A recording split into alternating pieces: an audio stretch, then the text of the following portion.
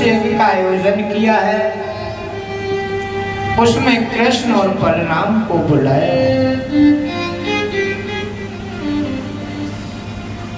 इतना सुनते ही माता के हाथ में एक जल का लोटा था, नीचे गिर पड़ा, छूट गया हाथ।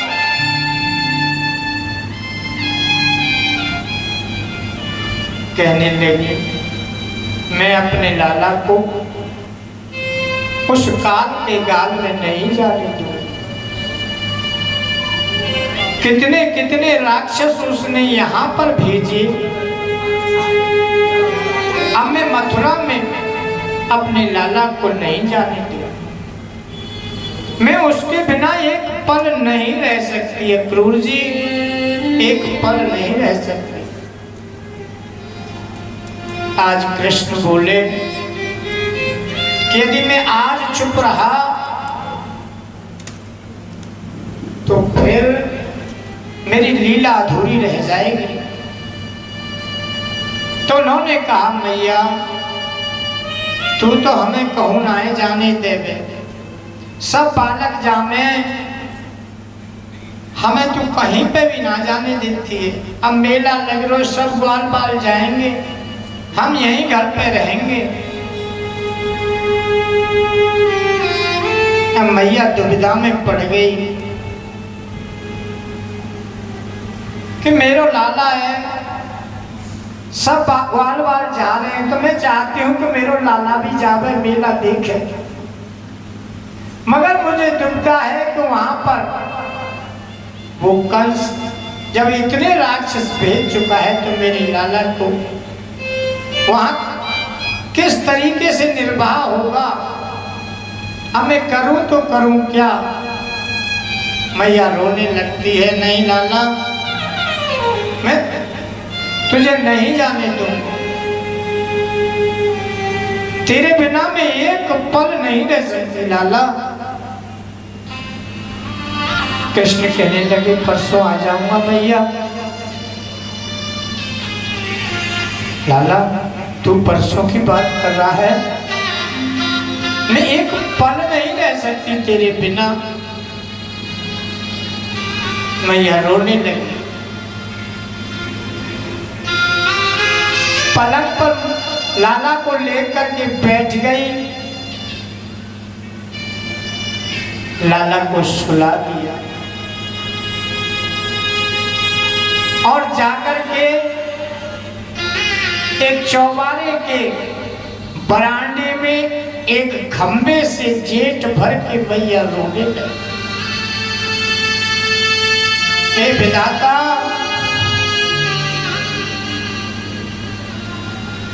बुढ़ापे में मुझे एक पुत्र की प्राप्ति हुई, उसके पीछे भी इस कंस ने कितने राक्षस लगा दिए। आज मेरे कन्हैया को बुलाने के लिए क्रूर जी भेज दिए हैं। मैं अपने लाला से एक क्षण भी अलग नहीं रह सकती। सिर लगा रखा है, उस खंबे से आंसुओं की जलधारा बह रही है।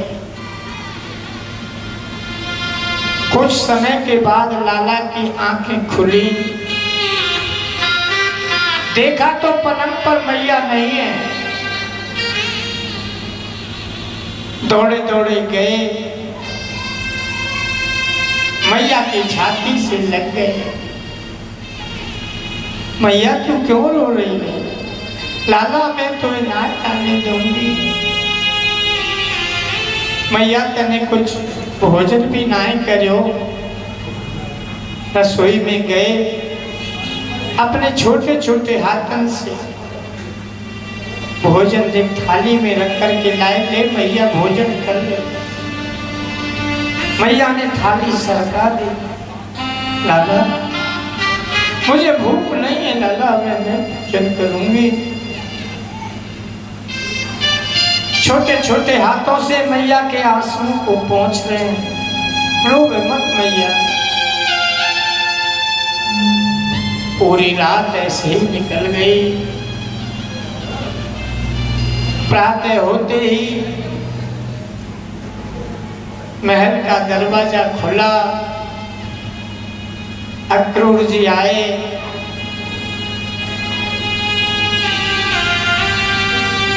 तैयार नहीं किए, मैया ने जाने के लिए हाथों कर दिया और धड़ाम से जमीन पर गिर पड़ी। ठहर जा कन्हैया मेरी आँखों के तारे,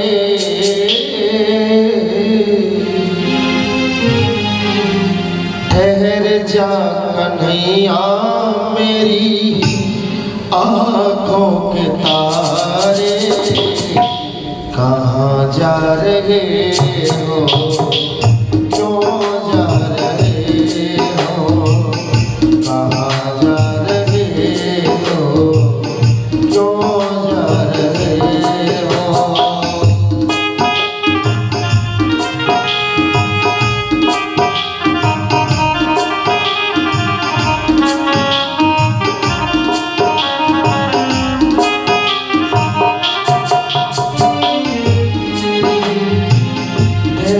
जा कन्हैया मेरी आँखों के तारे, ठहर जा कन्हैया मेरी आँखों के तारे, कहाँ जा रहे हो, क्यों जा रहे हो, कहाँ जा रहे हो, क्यों जा रहे हो।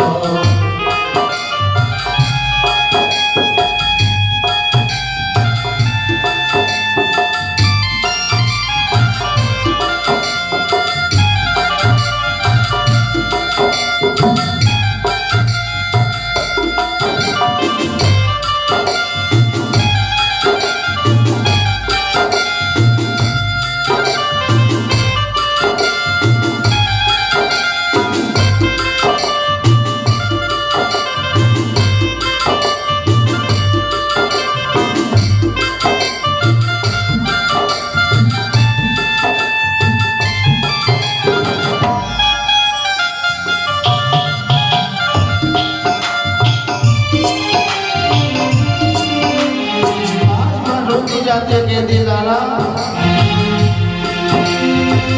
ऐसा अक्रूर क्या दया भी न आई, बुढ़ापे की जिंदगी मेरी लुटाई, बुढ़ापे की जिंदगी मेरी लुटाई, बुढ़ापे की जिंदगी मेरी लुटाई। कंस है क्रूर बड़ा हो, कंस है क्रूर बड़ा पाप कर मारे, कंस है क्रूर बड़ा पाप कर मारे, कहाँ जा रहे हो, क्यों जा रहे हो। मेरी आँखों के तारे, कहाँ जा रहे हो, क्यों जा रहे हो।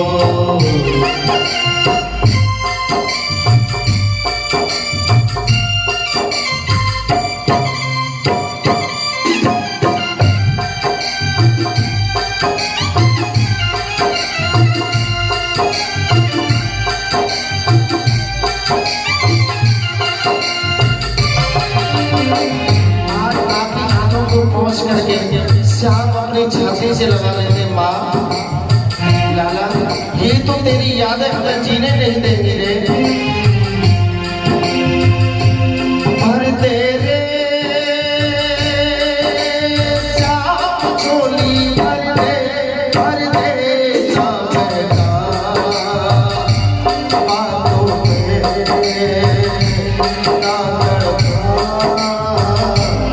बातों भर तेरे श्याम झोली भर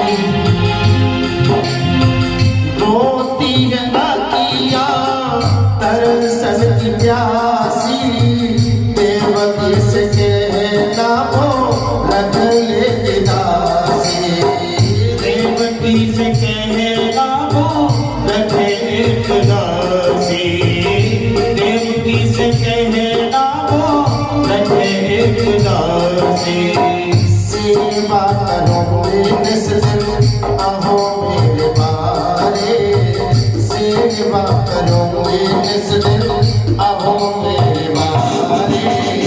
कहाँ जा रहे हो, क्यों जा रहे हो, कहाँ जा रहे हो, क्यों जा रहे हो।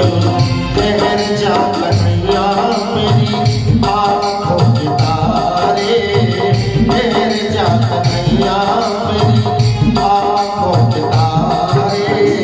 कहाँ जा रहे हो, क्यों जा रहे हो, कहाँ जा रहे हो, क्यों जा रहे हो।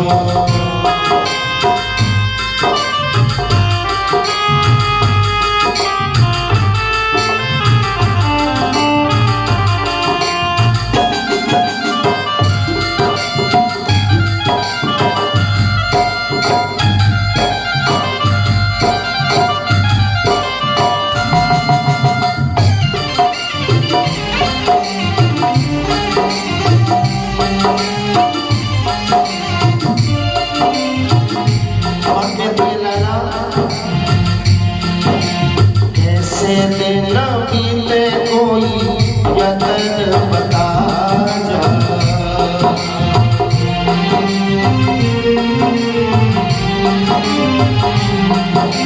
कैसे दिन बीते कोई यतन बता जा। जाऊँ कहाँ जाऊँ जमुना तो दिखा जा, आना रे ओ मेरे काना रे, काना रे ओ मेरे काना।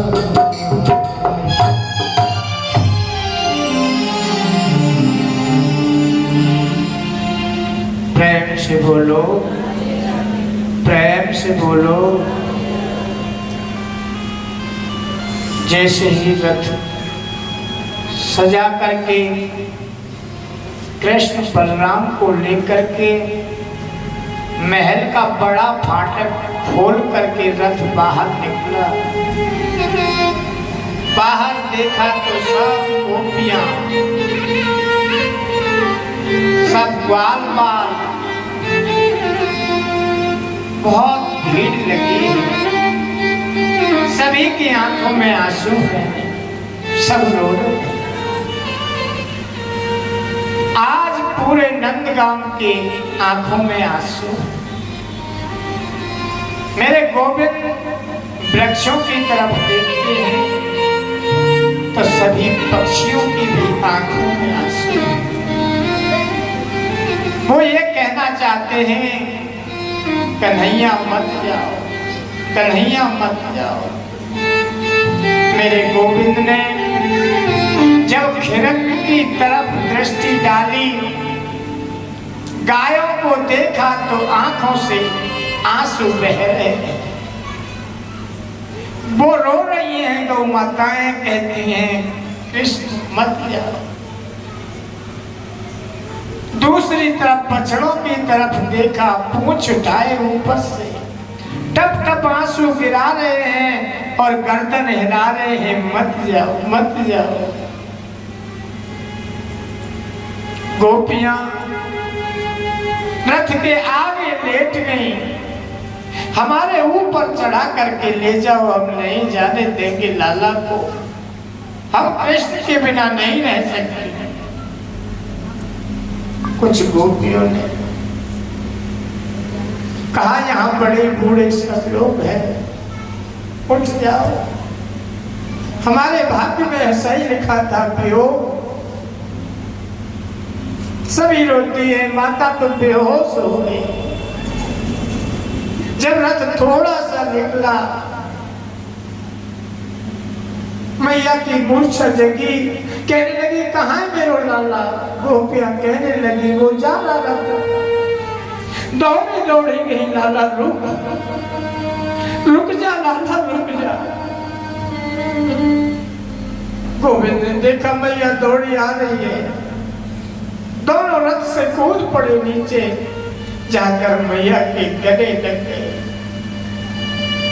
रो रहे हैं। मैया रो रही है, मैया आप परसों आ जाएंगे लाला। मुझे आज पता लगा क्रूर से कि तुम मेरे पुत्र नहीं, मेरे लाला तुम मेरा नहीं, तू देव की गाय है। लाला देख, एक मटकी के फोड़ने पर मैंने तुझे रस्सी से उखल से बांध दियो बेटा। ये बात तू अपनी माता देवकी से मत। अरे मेरा क्या अधिकार किसी के बच्चे को बांधने का? क्या मैया मैं तेरा बेटा हूँ, मैया मैं तेरा हूँ।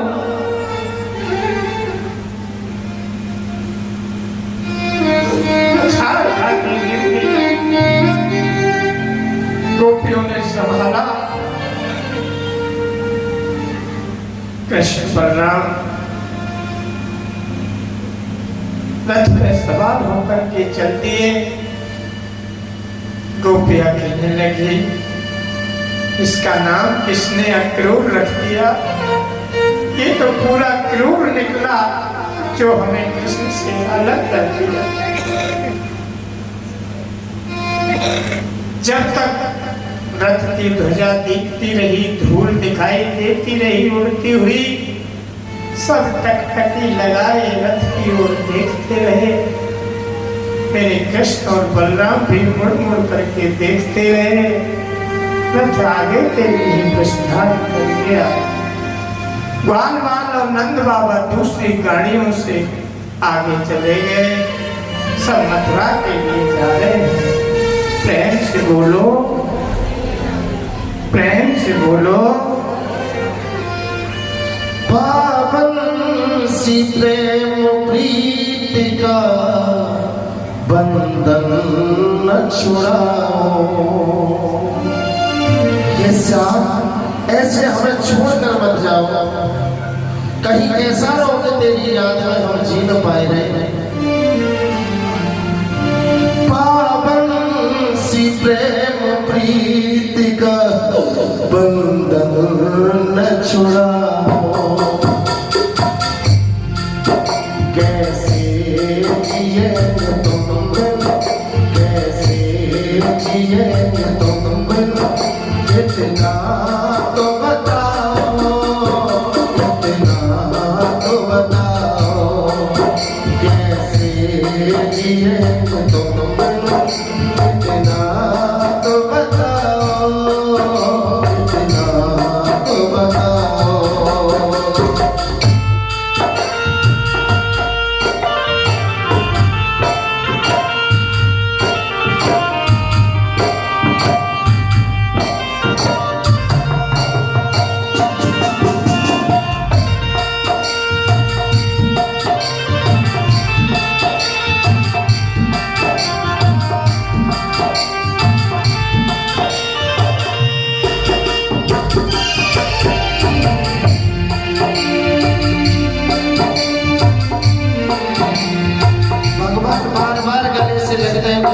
वालों ने भैया मैं परसों आ जाऊंगा, लेकिन कहते श्याम कहीं ऐसे झूठ बोलकर तो नहीं जा रहा है। परसों की कह जा रहे बीते नहीं परसों, परसों की कह के जा रहे बीते नहीं परसों।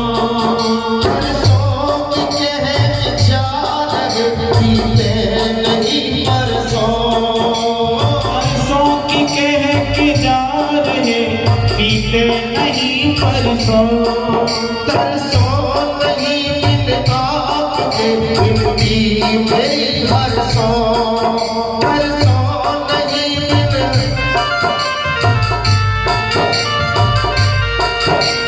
जिंदगी मेरी हरसों। कहते यो कहते यो गुरुवर मेरे बिगड़ी को बनाओ, बिगड़ी को बनाओ। पावन सी प्रेम की पावन छुड़ाओ।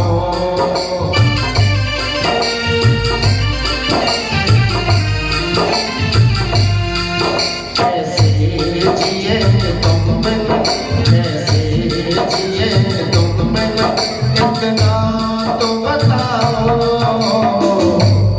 इतना तो बताओ।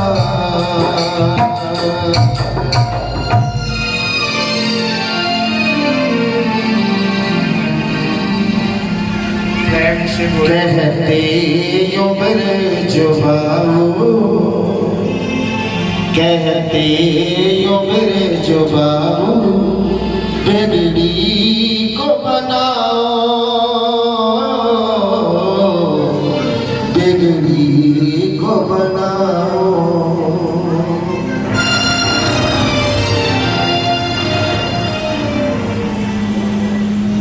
गोविंद भगवान की जय जय श्री राधे श्याम।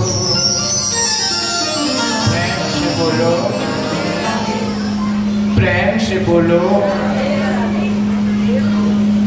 कृष्ण और बलराम को लेकर के अक्रूर जी मथुरा के लिए प्रस्थान कर देते हैं। रास्ते में अक्रूर जी भी बहुत पश्चाताप कर रहे हैं। इस दृश्य को देखकर कितना प्रेम है गोपियों में।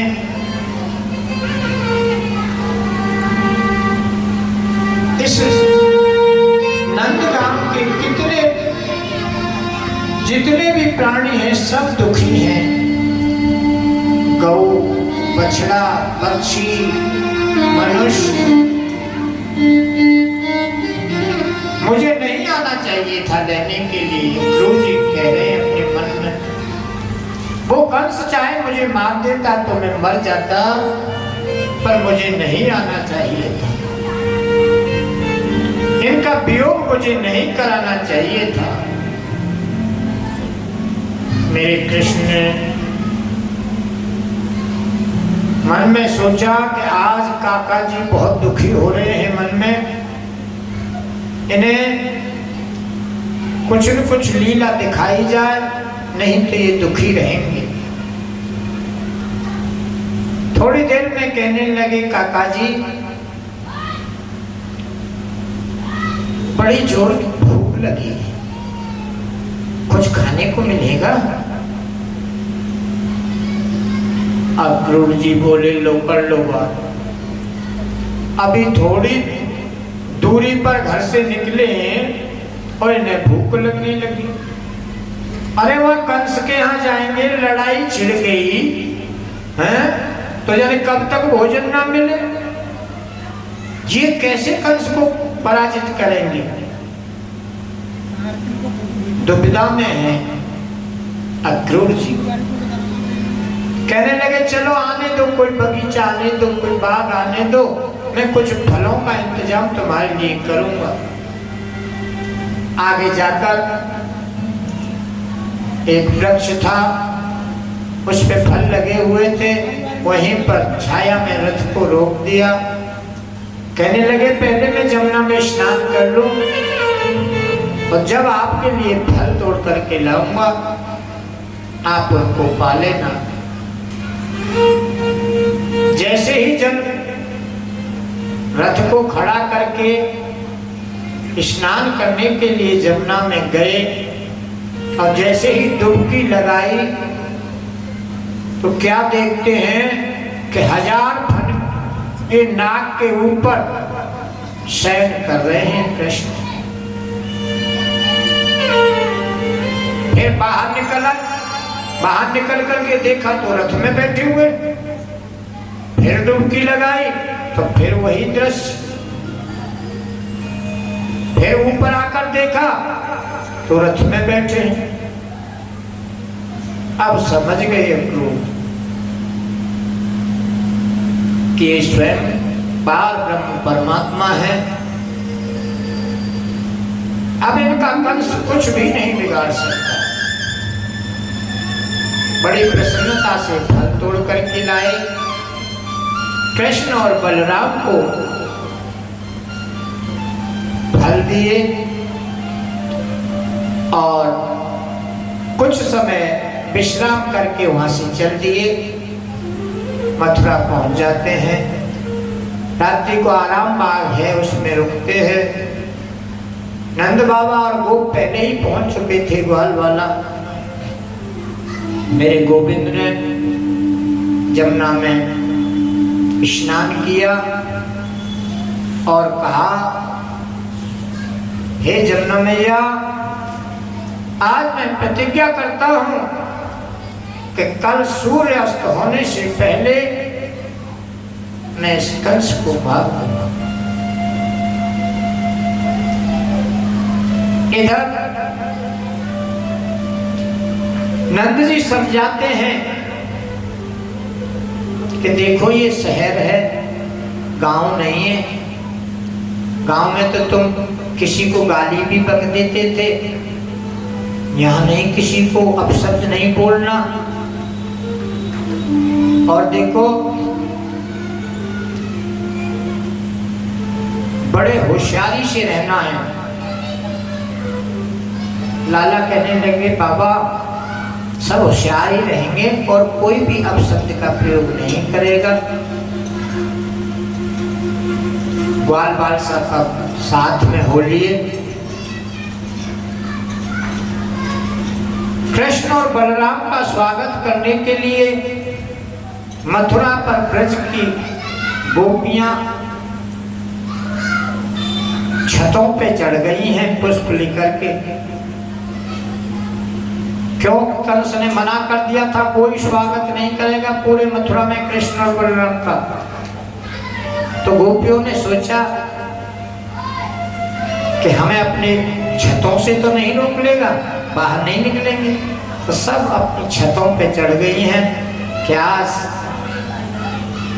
कृष्ण मथुरा में आए हैं, हम उनके दर्शन करेंगे, हमारा जीवन धन्य हो जाएगा। ये सोचकर सब अपनी अपनी महल अटारियों पर ऊपर चढ़ गई हैं। मेरे कृष्ण मथुरा में अपने ग्वाल वालों के साथ जा रहे हैं। ऊपर से पुष्प बरसा रहे हैं गोपियां। उनको देख करके ग्वाल वाल कहने लगे, लाला हमें नहीं पता कि हमारे इतना स्वागत हो, हमारे ऊपर फूल बरसेंगे। ये लाला हम पे तो कपड़ा वो अच्छी ना पहन के आए, हम पे तो बगलबंदी खूब बढ़िया नई सिमी सिमाई धरी, हम तो ऐसे चले आए। भैया ऐसे फूल बरसे तो थोड़े कपड़ा तो बढ़िया होने चाहिए। लाला ऐसा ना है सके कहीं कपड़ों को इंतजाम है जाए। कन्हैया बोले, देखता।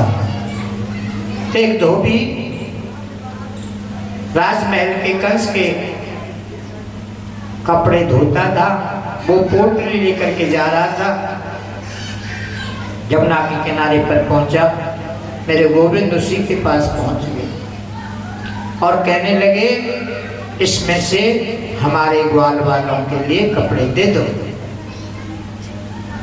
वो कहने लगा, मुंह धोया है तुमने कभी? गांव के ग्वाला चल के आ गए यहाँ बाजार में, ये राजमहल के कपड़े, तुम्हारी शकल है ना पहनने की? ग्वाल वाल बोले, लाला अरे ये धोबी तो बड़ो बोल है ज्यादा, तू एक काम कर, न कि जा पूतना भाई हाथ दिखा दे, तू होगी सो देखी जाएगी। कृष्ण हंसने लगे, बोले ठीक है दिखाऊंगा। और मेरे कृष्ण ने उस धोबी में एक चांटा दिया, उसका सर धड़ से अलग होकर के गिर गया। बोले कपड़े छांट लो अब अपने अपने साइज के इसमें से। चमकीले चमकीले कपड़े सब ग्वाल वालों ने पहने, मगर वो साइज के तो थी नहीं, बड़े थे, सही हमें नहीं फिट। अब बताइए, धोबी वही था। ये जो राम है ना, पहले राम अवतार में जो माता सीता को दोष लगाया था,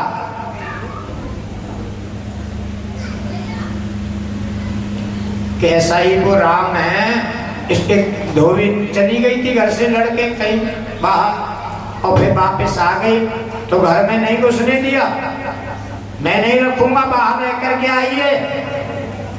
ऐसे तो वो राम नहीं है जो सीता को रख लिए, ये दोष लगाया उसने। उसी समय राम ने कहा था कि मैं इस समय तो मर्यादा में हूं, आगे मेरा द्वापर में जब जन्म अवतार होगा तब तुझे इसका दंड दूंगा। आज उसी धोबी का धड़ एक चाटे में अलग कर दिया। ग्वाल बालों ने कपड़े पहने चमकीले चमकीले, शायद आता नहीं, आगे चल करके एक सिलाई करने वाला कारीगर देख रहा था खिड़की में से कि कैसे ही ये मेरे पास आ जाए। कृष्ण ने कहा, देखो इस दुकान पर चले जाओ और इन कपड़ों को ठीक कर दो। बोले लाला तू भी चल साथ में। बोले मैं चलूंगा। जाकर के गए, भैया हमारे इन ग्वाल वालों के कपड़े हैं, इनको नाप करके इनकी साइज के बना दो। बोले मैं बनाऊंगा, अवश्य, मैं चाह भी यही रहा था दर्शन करके, क्योंकि भक्त था वो भगवान राम का पहले जन्म में भी।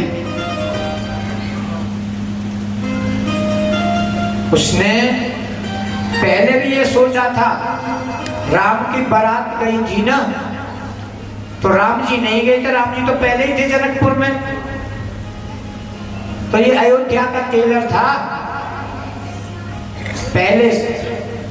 तो सोचा कि यदि मेरे से राम जी के जब बारात जाएगी तो मैं उनके कपड़े बनाऊंगा, तो मुझे उनका नाप लूंगा, ऐसे मन में उसे प्रस्ताव, उनके दर्शन होंगे, ये भाव मन में उठ रहे।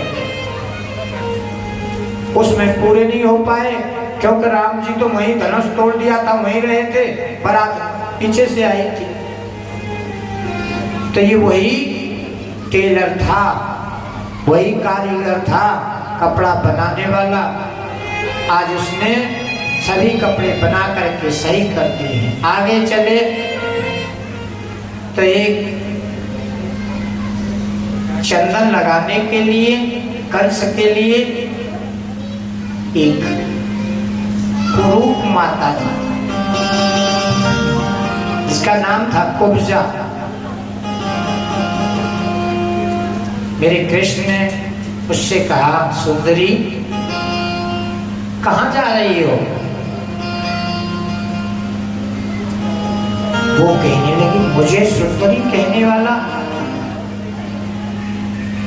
आज तक मुझे सबने कुरूपता की दृष्टि से ही देखा, सुंदरी कहने वाला मुझे आज ये है कौन है? पता लगा ये कृष्ण है। अंदर ही अंदर इतना प्रेम उमड़ा। कृष्ण ने कहा था कि हमारे ग्वाल बालों के इस चंदन को तुम लगा दो, कि अवश्य लगाओ। चंदन कटोरा लेके कुब्जा आई, चंदन कटोरा लेके कुब्जा आई, देखी रूप सावरे का, देखी रूप सावरे का, मन में समाई, मन में समाई, चंदन कटोरा लेके कुब्जा आई।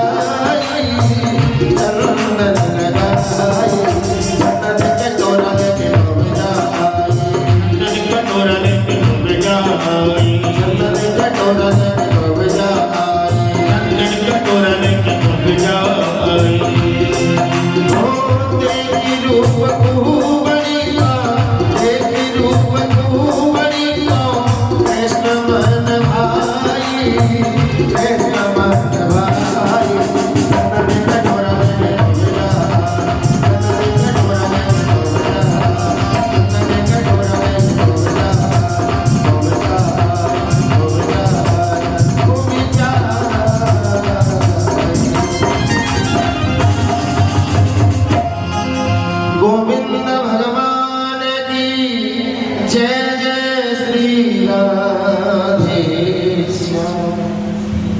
प्रेम से बोलो, प्रेम से बोलो। कुब्जा ने ग्वाल वालों के, बलराम के, सभी की चंदन लगाया। मेरे गोविंद ने उसका हाथ पकड़ा और अपने अंगूठे से उसके पैर को दबा के थोड़ा झटका दिया। वो कुब्जा बिल्कुल सीधी हो गई और बहुत सुंदर स्वरूप उसका बन गया। कहने लगी, आप मेरे घर चलो। आश्वासन दिया कृष्ण ने कि अभी मैं नहीं चल सकता, मगर मैं बाद में तुम्हारे घर अवश्य आऊंगा। सीधे चले जा रहे हैं जहां रंगभूमि थी, जहां धनुष रखा था, धनुष के लिए जो मंडप बनाया था। मेरे कृष्ण और बलराम सखाओं सहित वहां पर पहुंच जाते हैं।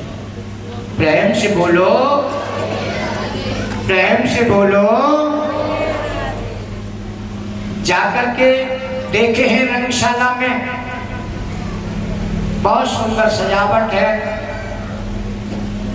मेरे गोविंद सीधे जाकर के सबसे पहले काम किया, बाएं हाथ से धनुष को उठाया और उसको तोड़ दिया। इतनी भयंकर आवाज हुई, शब्द हुआ कि कंस गिरते गिरते बचा, हल्ला हो गया। द्वारपालों ने बताया कि कृष्ण ने धनुष को तोड़ दिया। घबरा गया कंस। द्वारपाल कहने लगे, कोई बात नहीं, यहाँ अंदर नहीं आ पाएगा, क्योंकि हमारे पास ये जो फुफकार हाथी है ना, कुबलिया पीठ, ये नहीं आने देंगे। और इतने में तो मेरे गोविंद दरवाजे पर पहुंच गए। कुबलिया पीठ को घुमा करके मार दिया। एक को कृष्ण ने, एक को बलराम ने घुमा के जमीन से पटक दिया और सीधे सिंहासन पर चढ़ गए। कंस को केस पकड़ करके जमीन पर पटक लिया। कहने लगे, क्या करते हो? अरे मेरे बहुत दर्द होता है, छोड़ो मुझे, छोड़ो मुझे। बोले, मामा दर्द की पता लगी? जाके पामन फटी बिबाई, वो क्या जाने पीर पराई। आज तुम्हें महसूस हो रहा है कि बाल खींचने से दर्द होता है। याद करो कुछ समय पहले तुमने मेरी माता देवकी के बाल पकड़कर खींचा था और रथ से नीचे गिराया था। मेरी माता के कितना दर्द हुआ होगा बाल खींचने से। आज तुम्हें महसूस हो रहा है कि बाल खींचने से दर्द होता है। मेरे गोविंद ने उस कंस को उठा करके और जमीन पे पटक दिया, अर्थात कंस का वध कर दिया। कंस मर गया। प्रेम से बोलो, प्रेम से बोलो। मेरे गोविंद ने जाकर के सबसे पहले अपने माता पिता देवकी और वसुदेव को जेल से बंधन मुक्त किया। सब जितने भी ग्वाल आए थे, सब बड़े प्रसन्नता पूर्वक मेला का उल्लास कर रहे हैं, देख रहे हैं और कह रहे हैं, लाला बहुत अच्छा करो, अब हमें यहाँ कोई डर भय नहीं है। पर लाला अब काम कब चलेगा? तो मैया के कह के आयो ना, परसों चलेंगे, अब चल गाँव। कृष्ण कहने लगे, तुम लोग जाओ, मुझे थोड़ा सा काम है अभी मथुरा में, मैं अभी ठीक हूँ। नंद बाबा आ गए। नंद बाबा ने कहा, लाला मैं तो सब समझ गया, वसुदेव जी ने सब मुझे बता दिया है। मगर यदि तू नहीं गया तो तेरी माता जीवित नहीं रहेगी यशोदा। चल लाला,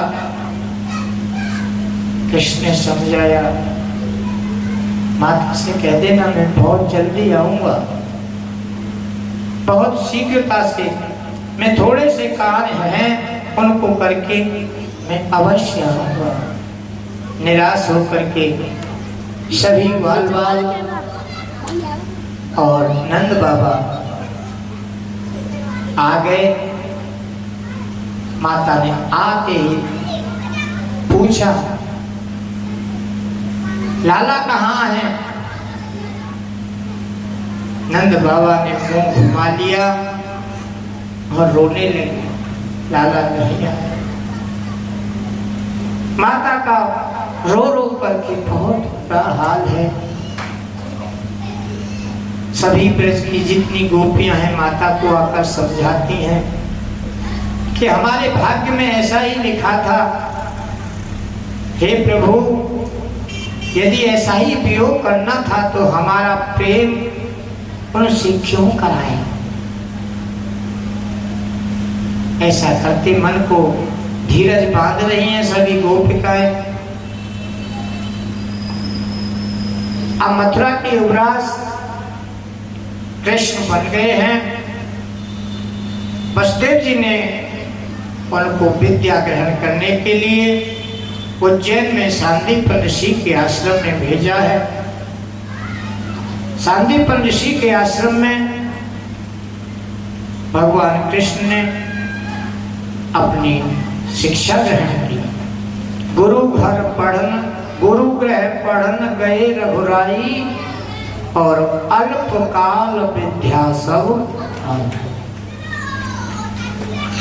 वहीं पर इनकी मित्रता एक श्रीधामा यानी सुदामा से इनकी मित्रता हुई कृष्ण की। उसी समय गुरु दीक्षा लेते समय और गुरु दीक्षा ग्रहण करके ये वापस मथुरा आ जाते हैं। मथुरा के युवराज हैं और माता देवकी ने आज कहा कि मैंने तो अपने हाथ से लाला को कभी भोजन कराया नहीं, आज मैं अपने हाथ से भोजन बना के लाला को भोजन कराऊंगी। वसुदेव जी कहने लगे कराओ। बहुत सुंदर भोजन माता ने बनाए हैं लाला के लिए। और मेरे कृष्ण ऊपर महल के ऊपर एक कक्ष में एक कोने में बैठे बैठे रो रहे हैं। खिड़की खोल लेते हैं और खिड़की में से नंदगाम की ओर देखते देखते देखते देखते रोते हैं और फिर कोने में बैठ जाते और अपने मन में कहते हैं मैंने ऐसा क्यों किया। यदि जब मुझे जाना ही नहीं था तो मैंने क्यों परसों की कही। मेरी मैया से मैं परसों की कह के आया, गोपियों से मैं परसों की कह के आया। जब मुझे जाना ही नहीं था तो मैंने क्यों कहा। रोते हैं। इतने में ही माता देवकी भोजन का थाल लेकर के आई। नाना प्रकार के भोजन बनाए हैं।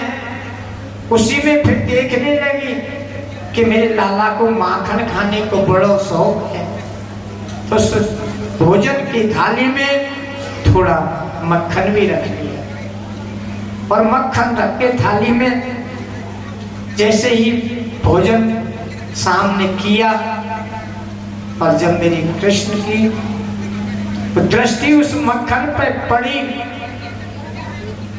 जोर जोर से रोने लगी। यशोदा माता की याद आ गई। मेरी मैया यशोदा जब भी मुझे भोजन देती थी माखन लाती थी। मैया यशोदा की याद कर कर के बहुत रोते हैं कृष्ण। वसुदेव ने कहा देवकी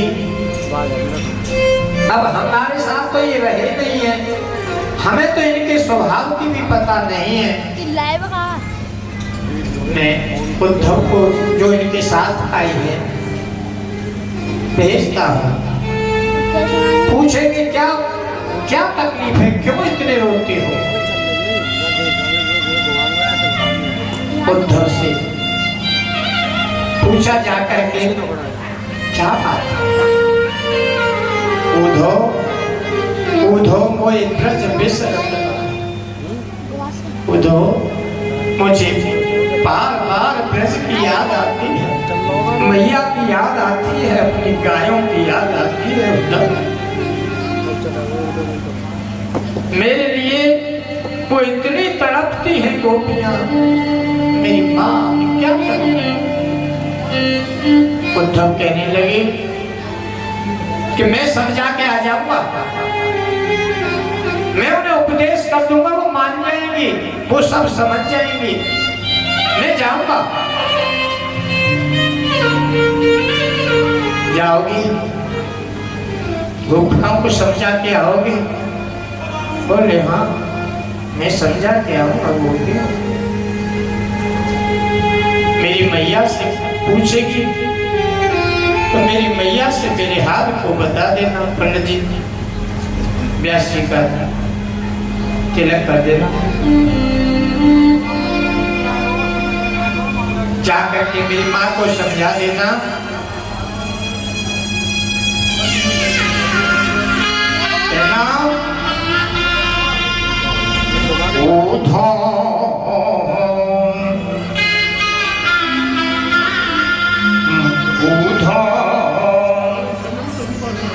माँ से कहियो जा,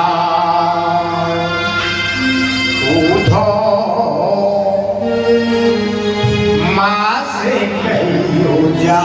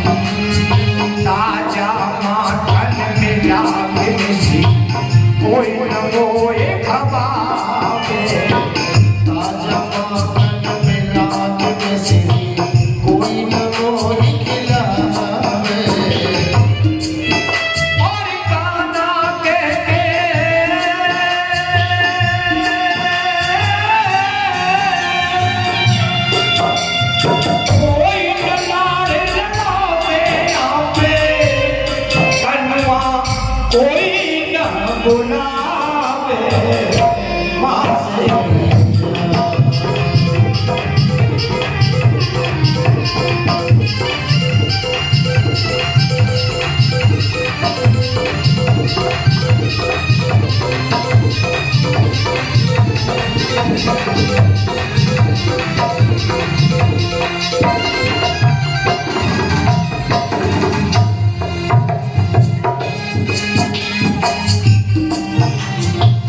माँ से कहियो जाए को माँ से कहियो प्रेम से बोलो, प्रेम से बोलो। उद्धव मेरी बात से कह देना कि यहाँ तुम्हारा लाला बहुत दुख आता है। यहाँ मुझे कन्वा कह के कोई नहीं बुलाता, यहाँ तो सब श्री युवराज कृष्णचंद्र जी महाराज ऐसे बोलते हैं। मुझे जितना कन्वा और कहना सुनने में आनंद आता, उद्धव यहाँ कृष्ण महाराज युवराज सुनने में नहीं आनंद आता। मेरी माँ को समझा दे।